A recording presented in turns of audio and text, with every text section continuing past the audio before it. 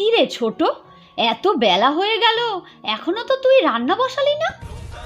আমার বর সংসারে সবচেয়ে বেশি টাকা দেয় দিদি, তবু ঝিয়ের কাজটা আমাকেই করতে হবে। কেন, ওটা তুমি করে নিতে পারছো না? ছোট, তুই এত বড় কথা বলতে পারলি? আমাকে বাড়ি ঝি বানিয়ে দিলি? এ কি বৌদি, এমন নাটকে এক্সপ্রেশন দিচ্ছ কেন? কোথায় দাদা সংসারে কম টাকা দেয়, খেটে খুঁটে পুষিয়ে দেবে, তাই না করে এখানে দাঁড়িয়ে দাঁড়িয়ে নাটক করছো? ঠাকুরপো, তোমাকে আমি ছোট্টবেলা থেকে নিজের সন্তানের মতো করে মানুষ করেছি, তুমিও এত বড় কথা বলতে পারলে? সন্তান, তাই নাকি? তাহলে তোমার ভাগের সম্পত্তিটা আমায় দিয়ে দাও। মেলায় ন্যাকামো না করে বাজার থেকে চুনোপুটি মাছ এনেছি, ওটা ইলিশ মাছের মতো ঝাল করো, যেন টেস্ট পাই। যাও রান্নাঘরে যাও।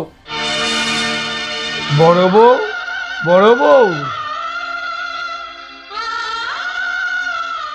কি হয়েছে বড় বউ? ওই এলো এক অকর্মার ঢেঁকি। ছোট ভাই খেটে খেটে মরছে, আর ওনার শুধু ঘুরে বেড়ানো ছাড়া কাজ নেই। তুমি ওরম করে কেন বলছো বৌমা?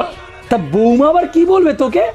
বসে বসে তো গিয়েছিস আমার ঘাড়ে, তোকে দাদা বলতেও আমার লজ্জা করে। তা সকাল সকাল বেরিয়েছিলিস কোন নাচ কার্য করতে? আমি তো অ্যাকচুয়ালি 1 কোটি টাকার লটারি পেয়েছি, ওইটা আনতেই গিয়েছিলাম।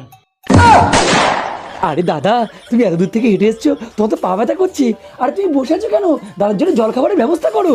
আমি তো পাড়ার সবাইকে বলেছি, আমার দাদার মতো দাদা হয় না, পুরো ভগবানের সমান।